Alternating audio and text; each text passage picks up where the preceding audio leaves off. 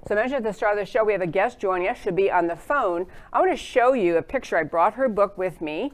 This is an author named Abigail Shrier. Her book is called Irreversible Damage, The Transgender Craze, Seducing Our Daughters. This is a picture of the cover, and you can order it on Amazon, as I did.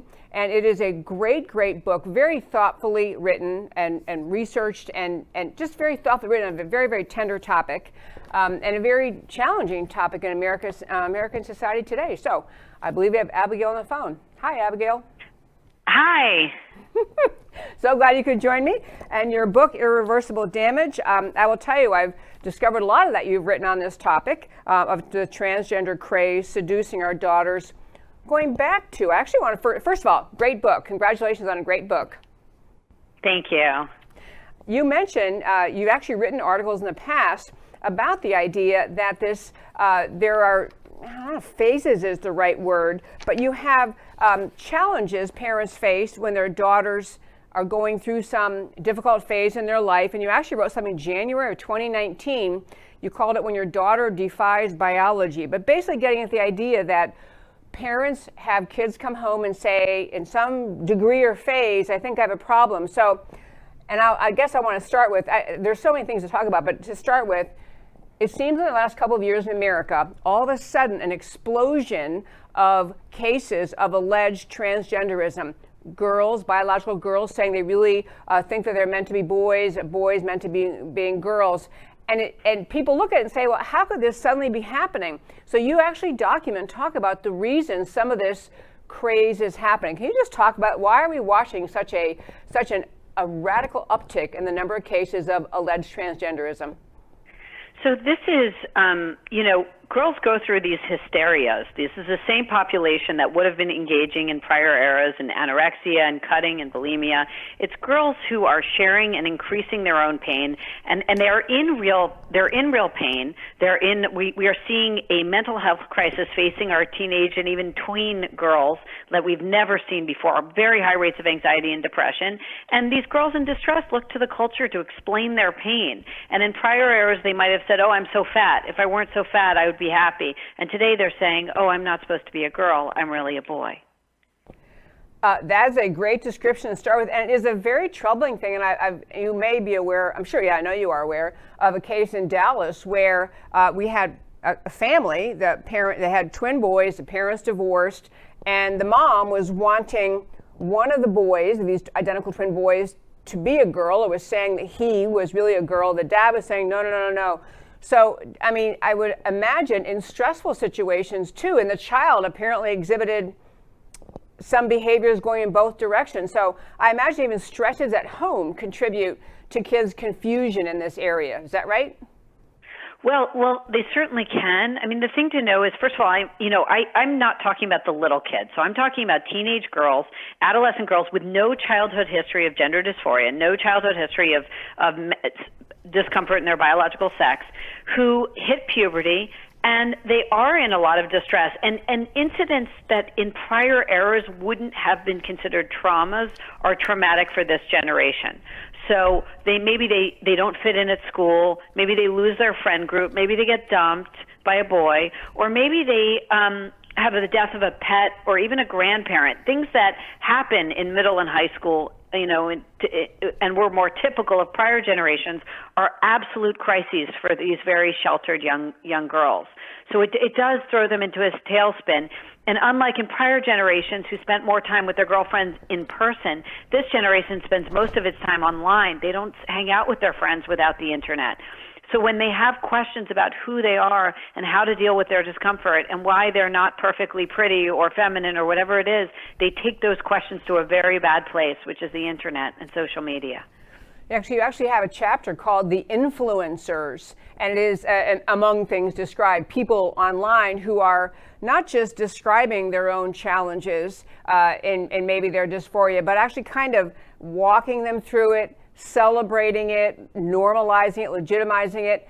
And that is actually what you're talking about, I think, is that one piece of it is girls seeing online that other people seem to be finding a path out of their confusion by concluding they are a transgender, concluding they're moving forward. And I think parents aren't always aware what kids are watching online. So how big of a factor is it just what these stories are that are being told online? It's massive, and the reason I know this is the book's jumping off point is the work of public health researcher, Brown University public health researcher Lisa Littman, who found that these girls were deciding with their friends that they were transgender after social media immersion. And I looked into it, and I can tell you there's a battalion of transgender influencers on social media. You do not have to go looking for them to queue up. A lot of girls come upon them in a very innocuous way. They participate in art sharing websites and things like that, and they end up with these influencers, and they're on every form of social media, and their videos are highly well produced. They're sort of intoxicating, and they're kids just a little bit older than them in their 20s, influencers, transgender influencers, telling them that if they start a course of testosterone, all their troubles will go away. It is the saddest thing. And then you also speak about, and I'd love to have you talk about today, you write about in your book, the role of counselors, psychologists, psychiatrists, because I would say, now this is backing up to when I was a child, which is many years ago, I would imagine in my childhood that if someone had gone through this, most professionals, if you took a child to a psychiatrist, psychologist, they would say, honey, you're just having a hard time, maybe you need to try this, try that. But there's a different role being played by psychologists and psychiatrists today when young people, teenagers and adolescents and young adults present with this. Talk about the role of the psychiatrists and psychologists. Well, today, the standard is affirmative care. That's been adopted by nearly every major medical professional organization. And what it does is it instructs the physician and even the mental health care person to clinician to affirm, and in other words, agree with the patient's self-diagnosis of being transgender or having gender dysphoria. And so what it does is now we have a situation in which anorexics in a prior generation, if they had gone to their therapist and said, I'm so fat, please call me fatty, I know I'm so fat, even though they were only, say, 80 pounds and 5'5", you would never have a mental health professional agreeing with them. But today, their job is to say, effectively to say, okay, Jimmy, if you tell me you're a boy, then I respect that and honor it. I will call you he and him, and we don't have to tell your parents. Wow, it is it is interfering with the parents essentially, because if parents are concerned, and parents really they've known their child their entire lives and seen their child to have been in the range of normal behavior and growth of a girl or a boy, and suddenly facing this, parents were really kind of looking for help from a professional to say, how do we help him through this or her through this, not how do we validate this and just agree with whatever it is they're saying. It's a very problematic thing in this family episode for families in these episodes, to have the experts steering the kid to whatever he or she is saying, and really the parents are pushed out of what they might traditionally have been their role of trying to help their child get through it and back on track to being the gender that they really are. That's truly amazing. Actually, I was going to turn to the role of the schools, but you sound like you wanted to add something there. No, it's all right. I mean, yeah, I'm happy to. I'll just say that the parents are undermined by virtually everyone in society, and from the therapists that they hire to help with their children or they think are helping their children, to the doctors who so easily hand over testosterone. I mean, you name it. In society, they are pushed so hard on this, and then of course the schools are among the most aggressive actors.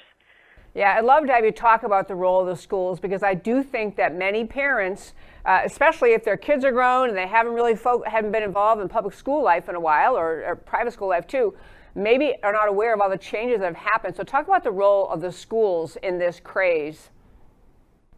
Well, in many schools, certainly in California, it's mandated. Where I live is mandated. It's part of the public school curriculum starting in kindergarten. Students are introduced to gender ideology. So they are told from the kindergarten on that if they're that a doctor made an arbitrary decision when they assigned their gender at birth based on their genitalia, but as they grew up, that they would ultimately decide who they really were. And frankly, and they even tell them the only person who knows what your gender is you. This drumbeat continues throughout school, and it's in private schools, it's in public schools, throughout school. And then when a child has a crisis, when the family moves and they don't have friends, when whatever, and they feel, when girls hit puberty and they feel imperfectly feminine, this explanation of not really being a girl readily leaps to mind. But there's something else too. It is policy in California, as it is in New York, and I've heard from parents in New Jersey and other places, that if a child decides to pick a new gender or a new name in school, the official policy is to keep that from the parents. So the school will actually create two sets of forms, one with the child's birth name that the parents see, and then a private internal set of forms where they keep, where the child uses their other name. And in many cases, the child will be using the opposite sex bathrooms or even staying with the, opposite sex kids on the overnight, and the parents will have no idea. I find this staggering, and I found your book staggering, but these stories and the idea that parents are left in the dark and they're being treated as though their views, their role as parents is just irrelevant. In fact, I assume the thinking of the schools and those advocating these kind of policies is these parents may be interfering with or detrimental to their child's health by their sharing with the child their views and their thoughts. And it's just like the parents are viewed it as someone as interfering with essentially the state and the school raising this child and allowing this child to be developed into whatever gender they have chosen. I find that, and actually, how long has this been going on in California that you're talking about? It's been going on for a few years now. The California framework, I think, didn't go into effect officially until 2018. But in California, I would say that you're exactly right. You said it beautifully. The teachers will say that the parents are the problem. In fact, I interviewed a lot of public school teachers and educators, and they would tell me that with an LGBTQ child, school is a safe zone, but home may not be. It may not be safe for the children. So we have to protect that identity and protect the children's LGBTQ identity from the parents who may not be safe.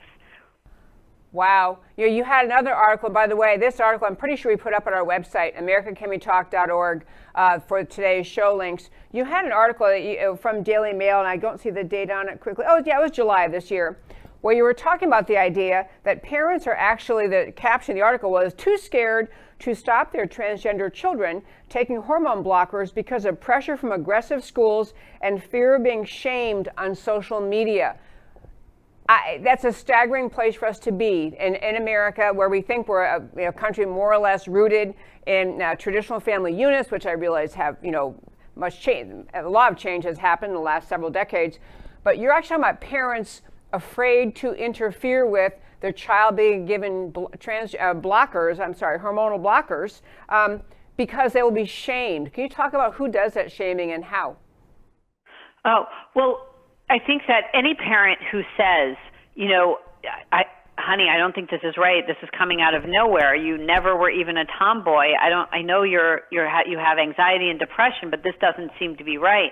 A parent holds themselves out for all kinds of opprobrium. First of all, their children can report them at school to the principal, because the children will be asked, is your home supportive? Is it safe?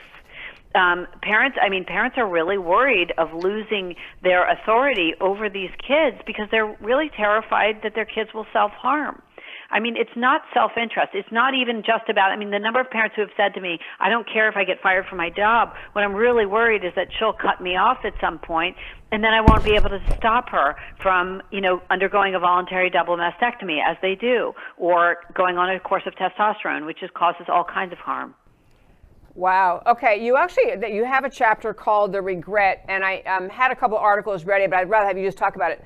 The idea being that when young people are going through this, young girls are going through this, and they're being reinforced by the counselors and psychiatrists and psychologists, and reinforced by the school, and they're charging forward because they have gone through some experience and it's caused them to believe they're really transgender, that they actually engage in the beginnings of hormone treatments, as you're talking about young girls, actually having double mastectomies. But the point I want to get at was there is a growing recognition that there are young people and people in their 20s and 30s coming out more and more to say, I so regret that I did this to my body, to myself, and I don't know. I wish someone had warned me that maybe this wasn't a good idea. Can you talk about your research in that area, the regret part of it? Sure. So because these girls are not actually suffering with real typical gender dysphoria, unsurprisingly, gender transition doesn't cure them. So they're just as unhappy as they were very often as or even more unhappy once they medically transition. So we're seeing explosive rates of populations of detransitioners. These are young women, they're very brave young women who realized, I think of one young woman, Desmond, who I talked to, who, was celebrated in high school from the moment she decided she was trans. Her therapist privately agreed with her and encouraged her. She started a course of testosterone when she turned 18. Everyone happy to, sign it over.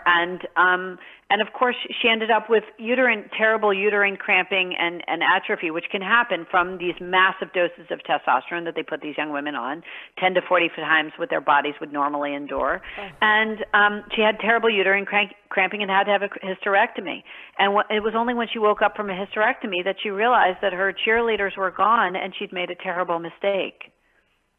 It could about make you cry, honestly, make a grown woman cry to think about this and to think that there's so little help for these girls in society. As you're saying, parents are silenced. They don't want to lose connection with their child. They don't want to be shut off. The schools are reinforcing it. So what is our way forward? Abigail, you've written this great book. Again, I want to show our listeners what it looks like, the invisible damage. But what is our way, the irreversible damage. What's our way forward in society to correct this horrific path that we're on? We got to do a bunch of things. We have to hold doctors accountable. Right now, a girl can walk into a medical clinic or a Planned Parenthood if she reaches the age of medical consent in her state, or in the case of Planned Parenthood, it's usually 18, and walk out that day with a course of testosterone without even a therapist note. In some states, she can do this at 15, like Oregon, okay, without even a therapist note and no parental approval. We have to start holding doctors accountable for handing out controlled substances like this, Schedule III controlled substances, as if they were Tic Tacs. Another thing we need to do is we really do need to oppose gender ideology in the school. There's no reason we can't show compassion for transgender children without indoctrinating an entire student body in gender confusion, which is exactly what we're doing right now. We have to get our daughters off social media. We know it's responsible for massive rates of anxiety and depression. These girls are in mental health crisis. They feel so much less than and so one down. They feel like they can never measure up. And unfortunately, their tormentors are right in their pockets. And we have to remind Gen X parents, and I include myself in this, that they're the parents for a reason. They don't have to honor every announcement that their daughters make about themselves. They are there to set limits, and just because your 11, 12-year-old decides she's pansexual doesn't mean you have to agree with that. You don't have to go along with it, and you certainly shouldn't let her make announcements online that are likely to invite all kinds of internet adults to reach out to her. I love all those suggestions. I was going to say, for parents who are involved in their school systems at all, I know, and we're in Texas, so I think we're maybe not as far along in this issue, I'm sure we're not, as in California and other places, but parental involvement and having parents aware what's taught at school is a huge part of it. And I think that parents who understand, my kids coming home and being told in, I think you were saying kindergarten, about gender ideology and that the doctor randomly assigned you a gender at your birth. There have to be ways for parents. I know in Texas we have a lot of activism with our Texas Board of Education. We have parents reviewing textbooks, parents reviewing content, and I hope that feels like another place. There needs to be activism on parents' parts to tell the schools you can't be taking away the role of parents, especially at the kindergarten level. So is that another thing, parents, that you support, parents doing that? Absolutely. The problem is once the kids hit middle school, there really does become a culture of us and them, and the middle school students are much more reluctant to go home and tell mom and dad all the embarrassing things they learned at school. So the parents really have no idea, even in California, and we have had massive efforts. For instance, there was a massive protest by parents, and they succeeded in getting a few books that were particularly disturbing taken off the official curricula, taken out of the framework. But then the schools went ahead and supplied them to teachers through their virtual libraries. So there's all kinds of ways of undermining the parents, and unfortunately the teachers are really being trained by activists. I talk about this in my book, but they're literally being trained by the activists. So very often parents have no idea what's going on in the schools.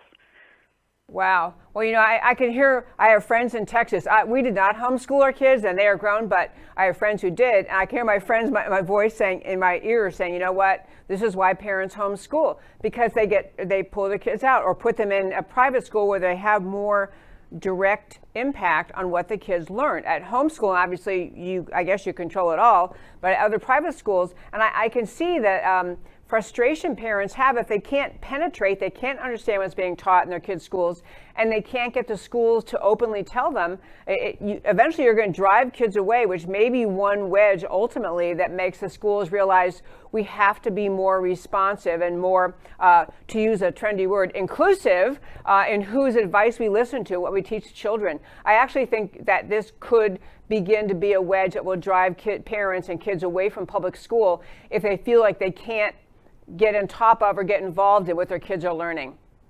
I can only tell you that I interview mostly overwhelmingly progressive parents, and they send their kids to some of the toniest private schools in Manhattan and elsewhere. And they were, even in the private schools, where I was getting calls, there were 15 and 20% of a 7th grade class was announcing that they were transgender.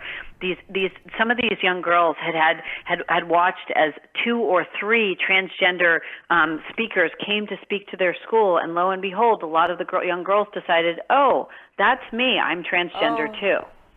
Oh, it's so troubling. One last quick point. You also had a piece, you wrote it, Amazon enforcing trans orthodoxy. You were just basically talking about Amazon among many other cultural institutions or businesses. It's just trendier and easier to support the transgender ideology than to honor a book like yours that is trying to bring truth, rationality, and facts and evidence to the fore. So what did Amazon do to your book? Amazon did something really, really shocking. They actually told my publisher, so if you enter search terms for a book, it will suggest certain books. And unfortunately, my publisher was specifically barred from buying a sponsored ad of any words from my book. So if you enter search words looking for my book, Amazon will go out of its way to suggest other books, specifically ones that promote transition and think it's a great idea for young teenage girls. So at some point, even my name became something you could search and be suggested a different book. I was going to say, I actually had that experience. I forgot, I read about your book somewhere and quick went to Amazon and tried to find it. And I had to cull through to get down to getting your book. Because That's right. I certainly experienced that myself. Well, I commend you. Abigail Shrier, this is a great book. I want to again show our listeners this is what it looks like.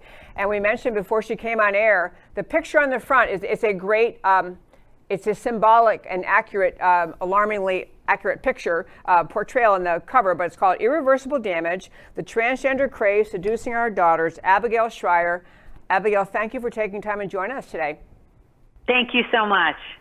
Thank you. And I tell you folks, you ought to read this book. And just because I think it helps people understand, I think we see in the media, we see stories here and there, and we may not, until you read a book like this, understand how invasive the craze is to push transgenderism from every aspect imaginable, to push transgenderism as a normal thing, as you just heard this author talking about in kindergarten, telling kids told in California in public school that the gender you are is really, the doctors kind of arbitrarily decided when you were born based on your genitalia. That doesn't really, you decide who you are, only you know who you are.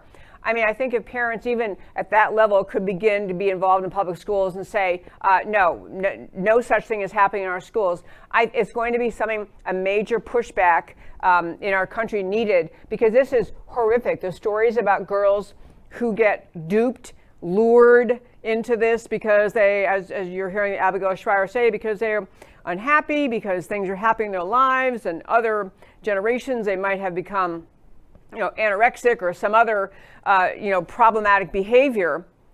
But what they're being told now, what they do with their anxiety, say, well, maybe I guess I'm transgender, and then of course they engage in surgery and hormones and things that actually work to physically transition their body. Many of them discovering later, I've ruined my body, I've ruined my life. And so this is talk about something to be active with and something to be forceful about, and something to recognize once again, the radical left in this country pushes and normalizes this agenda. This is another reason, and another wake-up call to America to recognize how radically anti-American the leftist agenda is in this country, to try to truly exploit the sadness, confusion, the phases of life kids go through, and say, well, and plant the seeds in their minds in school. Well, yeah, it's probably because you're transgender. Just a horrific thing, but great book. Encourage you to read it.